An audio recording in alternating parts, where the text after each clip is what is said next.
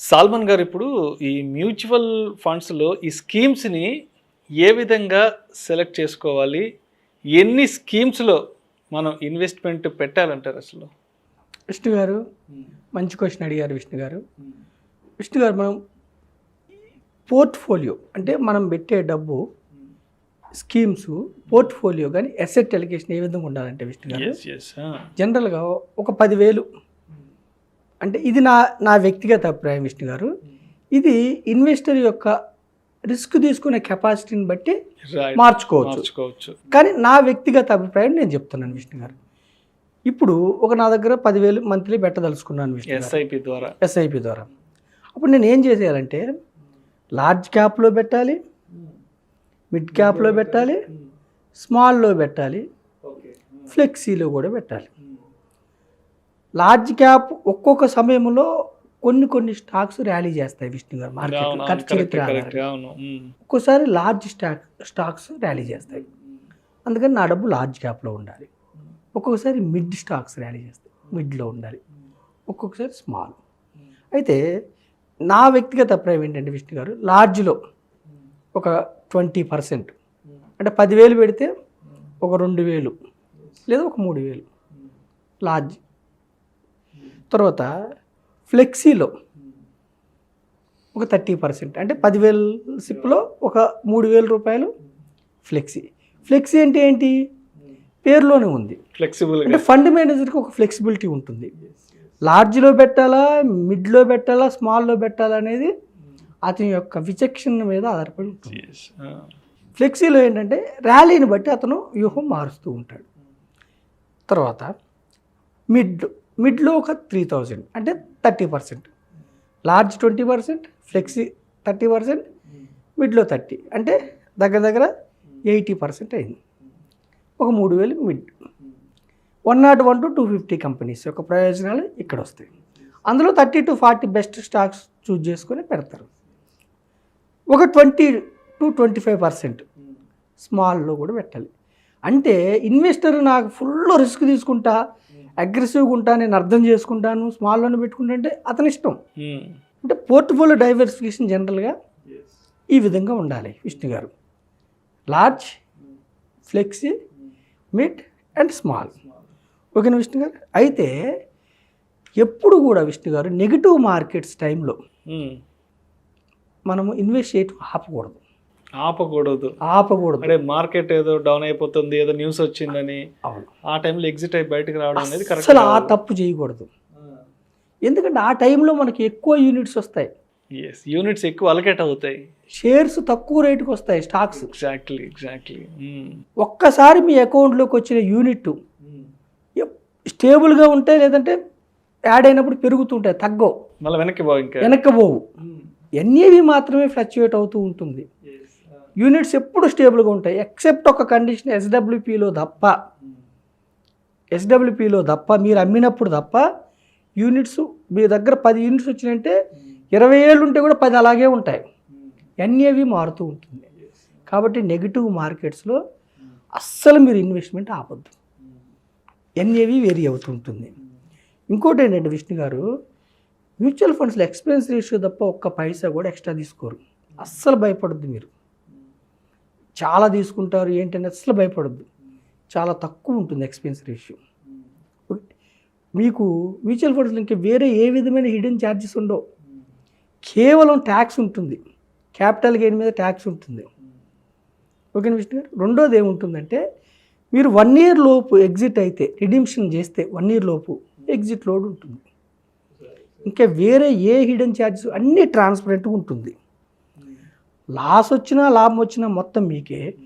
Long term ఉంటే 10 years above ఉంటే మనకి మ్యూచువల్ ఫండ్స్లో 12%, 15, 18, 20 కూడా వస్తున్నాయి. ఈవెన్ 12% లెక్కేసుకుంటే కూడా విష్ణు గారు మనకి బ్యాంకులో ఇన్ఫ్లేషన్ 6% కూడా రావట్లేదు. సో మీకు వెల్త్ క్రియేట్ చేసుకుంటారు. ఇన్ఫ్లేషన్ బీట్ చేసే రిటర్న్స్ అనమాట. ఇన్ఫ్లేషన్ బీట్ చేసే రిటర్న్స్ ఉంటాయి విష్ణు గారు. సాల్మన్ గారు, ఇప్పుడు మనకి different kinds of schemes, funds ఉన్నాయి కదా, మరి వీటిల్లో రిస్క్ అనేది ఏ విధంగా ఉంటుంది అంటారు? విష్ణు గారు మంచి క్వశ్చన్ అడిగారు. నేను మనం ఎప్పుడు వెల్త్ క్రియేట్ కావాలంటే ఈక్విటీ ఫండ్స్ తీసుకోవాలి. మనం ఈక్విటీ ఫండ్స్ గురించే మనం రిపీటెడ్గా మాట్లాడుకున్నాం. ఒక సామాన్య మానవుడు మోర్ రిచ్, గొప్పగా ధనవంతుడు కావాలంటే ఈక్విటీ ఫండ్స్, స్టాక్స్. ఈక్విటీ ఫండ్స్లో ఫస్ట్ రిస్క్ భరించలేని వాళ్ళు, కొద్దిగా రిస్క్ ఏంటంటే విష్ణు గారు, ఫస్ట్ హైబ్రిడ్ ఫండ్స్. అవును. హైబ్రిడ్ ఫండ్స్లో స్టార్ట్ చేసుకోవాలి. అందులో 65% ఈక్విటీలో ఉంటుంది, 35% డెట్లో ఉంటాయి. డెట్లో 35% ఉంటుంది కాబట్టి అవి ఎవరైతే 3 years ఉంటారో వాళ్ళకి నెగిటివ్ రిటర్న్స్ రావు కాబట్టి డెట్లో మీకు రిస్క్ తక్కువ ఉంటుంది. దానికంటే హైబ్రిడ్ ఫండ్స్లో లెస్ రిస్క్ ఉంటుంది. దానికంటే కొంచెం ఎక్కువ రిస్క్ లార్జ్ క్యాప్ ఫండ్స్లో ఉంటుంది. లార్జ్ క్యాప్ ఫండ్స్లో కొంచెం రిస్క్ ఉంటుంది. నెగిటివ్ వచ్చినప్పుడు కూడా కొంచెం నెగిటివ్ వెళ్తుంది. దానికంటే ఎక్కువ మీకు ఫ్లెక్సీ క్యాప్ ఫండ్స్లో కొంచెం మోర్ రిస్క్, కొంచెం ఎక్కువ వచ్చినప్పుడు రిటర్న్స్ ఎక్కువ వస్తాయి, డౌన్ అయినప్పుడు కొంచెం ఎక్కువ డౌన్ అవుతాయి. దానికంటే ఎక్కువ రిస్క్ మిడ్ క్యాప్లో ఉంటాయి. మిడ్ క్యాప్లో ఇంకా ఎక్కువ రిస్క్ ఉంటుంది, ఎక్కువ రిటర్న్స్ వస్తాయి. దానికంటే ఎక్కువ రిస్క్ స్మాల్ క్యాప్. స్మాల్ క్యాప్లో హై రిస్క్ ఉంటుంది, హై రిటర్న్స్ ఉంటాయి. అంటే ఇన్వెస్టర్ యొక్క రిస్క్ని భరించే సామర్థ్యాన్ని బట్టి మనం చూస్ చేసుకోవాలి. వీటికంటే ఎక్కువ రిస్క్, ఎక్కువ రిటర్న్స్ సెక్టార్ ఫండ్స్లో వస్తాయి. సెక్టార్ ఫండ్స్ అంటే ఏంటి? ప్యూర్గా ఆ సెక్టార్లోనే పెడతారు. అంటే ఇప్పుడు ఐటీ సెక్టార్ తీసుకున్నాం అనుకోండి, ఇప్పుడు టాటా డిజిటల్ ఇండియా ఫండ్ ఉంది, ICICI Prudential technology fund, high returns, risk కూడా ఉంటుంది.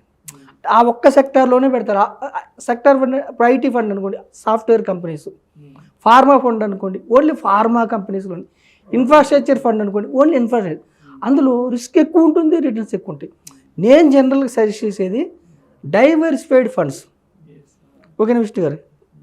ఈ విధంగా మనకి ఫస్ట్ హైబ్రిడ్, తర్వాత లార్జ్, తర్వాత ఫ్లెక్సీ, తర్వాత మిడ్, తర్వాత స్మాల్, తర్వాత సెక్టార్ ఫండ్స్. నా వ్యక్తిగత అభిప్రాయం ఏంటంటే విష్ణు గారు, చాలా పేద వ్యక్తి, అతను హార్డ్ ఎర్నెడ్ మనీని 500-1000 రూపాయలు ఒక కూలియో లేకపోతే ఒక సైకిల్, రిక్షా, ఒక ఆటో, ఎవరైనా చాలా పేద వ్యక్తి ఫస్ట్ స్టార్ట్ చేస్తే లార్జ్ క్యాప్ ఫండ్స్లో మొదలు పెట్టండి. అంటే మీ స్మాల్ క్యాప్ హై రిస్క్ ఉంటాయి, తగ్గిపోయినప్పుడు కూడా అలాగే వెళ్ళిపోతూ ఉంటాయి రిటర్న్స్. అప్పుడు మీరు ప్యానిక్ అయిపోతారు, భయపడిపోతారు. అంటే మళ్ళీ ఏం కాదు, బౌన్స్ బ్యాక్ అవుతాయి, అయినా కానీ భయపడిపోతారు.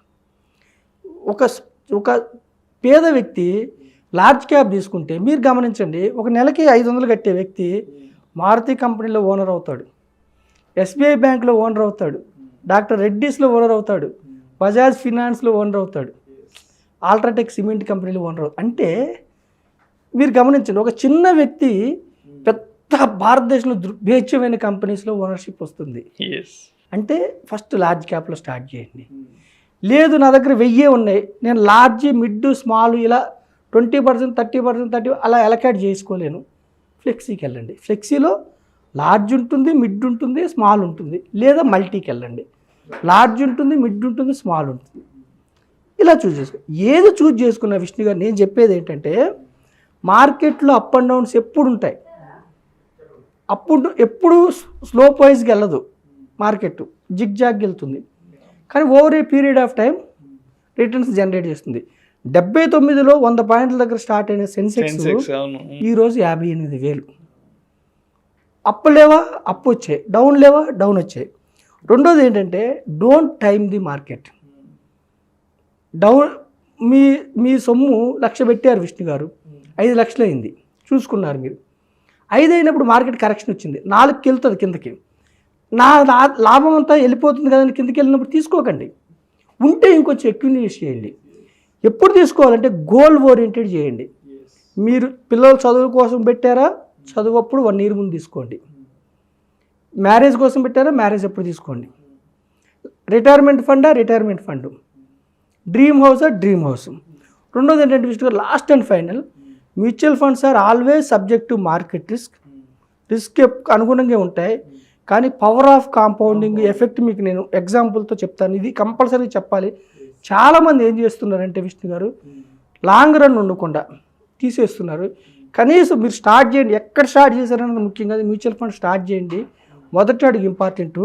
నెలకి 1000 రూపాయలతో కూడా 30 సంవత్సరాలు ఉంటే 15% రిటర్న్స్తో నేను చెప్తున్నాను, మీరు కట్టేది 3,60,000, 56 లక్షలు వస్తుంది. 3,60,000కి 30 సంవత్సరాలు ఉంటే 56 లక్షలు వస్తుంది. అంటే చిన్న పిల్లలకి స్టార్ట్ చేయండి. అదే 2000తో మీకు 7 లక్షలు కడతారు, 1,13 lakhs వస్తుంది, 1,13 లక్షలు వస్తుంది.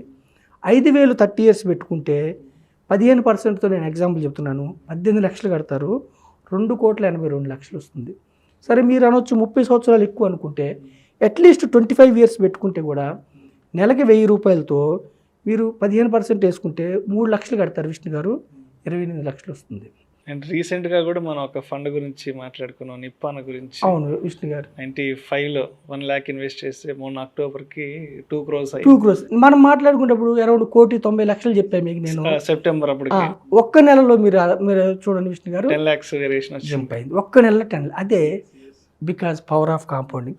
నేనేమంటే 2,000 రూపాయలు 25 సంవత్సరాలు ఉండండి, మీరు 6 లక్షలు కడతారు, 55 లక్షలు వస్తుంది.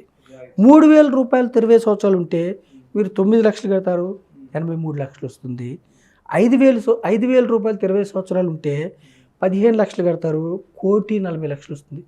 Power of compounding is the 8th wonder of the world. ఆ పవర్ ఆఫ్ కాంపౌండింగ్ ఎందుకు అలా జంప్ అవుతూ ఉంటుందంటే, బ్రాకెట్ పైన టర్మ్ ఉంటుంది కాబట్టి మీకు జంప్ అవుతుంది. నేనేమంటానంటే అప్ అండ్ డౌన్స్ ఉంటాయి. లాంగ్ టర్మ్లో ఈక్విటీలో రిస్క్ తగ్గిపోతుంది, మైన్యూట్ రిస్క్. షార్ట్ టర్మ్లో ఈక్విటీలో హై రిస్క్ ఉంటుంది. Stay for long term. ఎక్కడ స్టార్ట్ చేసాము, ఎవరి ద్వారా స్టార్ట్ చేసాము అన్నది ఇంపార్టెంట్ కాదు, లాంగ్ టర్మ్ ఉండండి. ఓకేనా విష్ణు గారు? Thank you so much Salman గారు. ఈ మ్యూచువల్ ఫండ్స్లో ఏ స్కీమ్ని ఏ విధంగా సెలెక్ట్ చేసుకోవాలి, అదేవిధంగా పోర్ట్ఫోలియో మేనేజ్మెంట్ అనేది కూడా ఏ విధంగా డిజైన్ చేసుకోవాలనే విషయాల గురించి ప్రేక్షకులకు మీ విశ్లేషణ ద్వారా చాలా క్లియర్గా తెలియజేశారు. Thank you so much sir. Thank you Vishnu గారు, థ్యాంక్ యూ సో మచ్ యాజమాన్యం, థ్యాంక్ యూ ప్రేక్షకులు.